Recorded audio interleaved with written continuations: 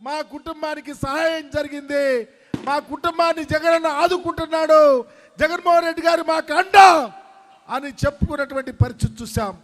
కానీ ఇదివరకు ప్రభుత్వంలో 14 ఏళ్ళు ఈ రాష్ట్రానికి ముఖ్యమంత్రిగా పనిచేసిన చంద్రబాబు ఎప్పుడన్నా ఈ ఎస్సీ ఎస్టీ బీసీల గురించి మాట్లాడాడని అడుగుతా ఉన్నాం, సహాయం చేశాడని అడుగుతా ఉన్నాం.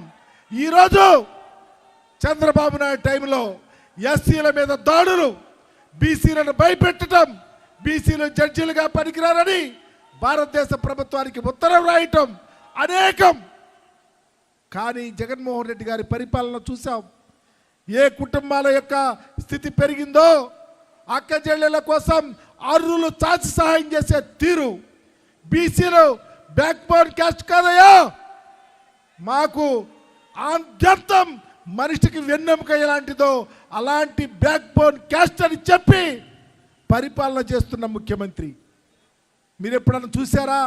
2,68,000 కోట్ల రూపాయల డబ్బులు ఖర్చు చేస్తే జగన్మోహన్ రెడ్డి గారు ముఖ్యమంత్రి అయిన తర్వాత 80% ఎస్సీ ఎస్టీ బీసీ మైనారిటీలకు, 3 లక్షల ఉద్యోగాలు ఇస్తే 80% ఎస్సీ ఎస్టీ బీసీ మైనారిటీలకు, రాజ్యాధికారంలో ఈ స్టేజీ మీద కూర్చున్న వాళ్ళని చూస్తే అగ్రతాంబూలం ఎస్సీ ఎస్టీ బీసీ మైనారిటీలకు, సామాజికంగా దమ్ము ధైర్యాన్ని కల్పించిన ముఖ్యమంత్రి. ఎస్సీ వాడైనా బీసీ వాడైనా తల ఎత్తుకు తిరగాలని ఆలోచనతో పరిపాలన చేస్తున్న ముఖ్యమంత్రి. పరిపాలన ఎంత సర్వాంగ సుందరంగా పేదవాడికి అండగా ఉంటే ఈ మధ్యకాలంలో చంద్రబాబు కొడుకు తయారయ్యారు. ఆయనేమో దొరికిపోయిన దొంగలాగా జైల్లోకి వెళ్తే ఆయన కొడుకంట ఇక్కడి నుంచే పోటీ చేశాడు, మంగళగిరి నుంచి. వాడు ఒక పాదయాత్ర చేశాడు. పాదయాత్ర అంటే రాజశేఖర్ రెడ్డి గారి కుటుంబానికి పేటెంట్. పాదయాత్ర అంటే ఈ రాష్ట్రంలో ప్రజల ఎక్కట్లు వ్యతలు బాధలు తెలుసుకొని 10గా అధికారంలోకి వచ్చినాక వారికి సహాయం చేసినటువంటి కుటుంబం రాజశేఖర రెడ్డి గారి కుటుంబం.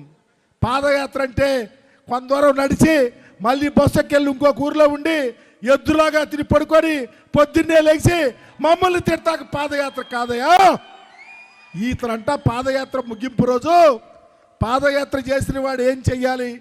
నిజంగా రాజశేఖర రెడ్డి గారి కుటుంబంలో రాజశేఖర రెడ్డి గారి లాగా జగన్మోహన్ రెడ్డి గారి లాగా ప్రాబ్లమ్స్ తెలుసుకొని పరిపాలన చేయాలి.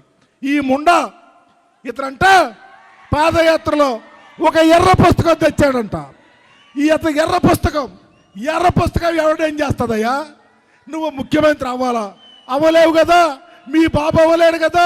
175 నియోజకవర్గాల్లో క్యాండిడేట్లు పెట్టలేని మీ బాబు ఈ రాష్ట్రానికి ముఖ్యమంత్రి అవుతాడా? మేమేం పిచ్చోళమా? ఎస్సీ ఎస్టీ బీసీ మైనారిటీలు పిచ్చోళమా? తడాకా చూపిస్తాం. అందుకే ఈ సామాజిక బస్సు యాత్ర.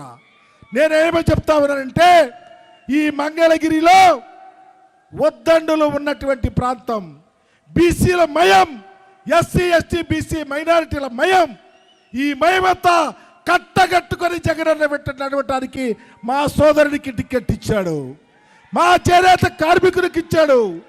అహో చేనేత కార్మికులారా, ఎస్సీ ఎస్టీ బీసీ మైనారిటీలారా, జగనన్నను పోగో చేసే ఉన్నత కులాల్లో ఉన్న పేదవారులారా, మీ అందరి అండా దండ మా అన్నకు కావాలా? వైఎస్ఆర్ కాంగ్రెస్ పార్టీ జెండా ఎగరాలా? మరలా ఎప్పుడన్నా మీ ఇక్కడ వచ్చిన వాడు కానీ ఈ ప్రాంతంలో ఉన్న ఎస్సీ ఎస్టీ బీసీ మైనారిటీలు 2 చేతులు జోడించి చెప్తా ఉన్నా, 600 అగ్రహారాలు బీడైనా మనమంతా ఒకటే. జగనన్నను కాపాడుకోవాల్సిన బాధ్యత, ఆ బాధ్యతే చిరంజీవిని గెలిపించాల్సిన బాధ్యత. అందుకనే తప్పు చేయొద్దు, మర్చిపోవద్దు. దొంగ అయిన చంద్రబాబు భర్తం పెడదాం, జగనన్నను ముఖ్యమంత్రి చేసుకుందాం. ఈ నియోజకవర్గంలో గాంధీ చిరంజీవిని గెలిపిద్దామని తెలియపరుస్తూ నాకు ఈ అవకాశం ఇచ్చిన పెద్దలకు ధన్యవాదాలు చెబుతూ సెలవు తీసుకుంటా ఉన్నా. జై జగన్, జై జగన్. Thank you.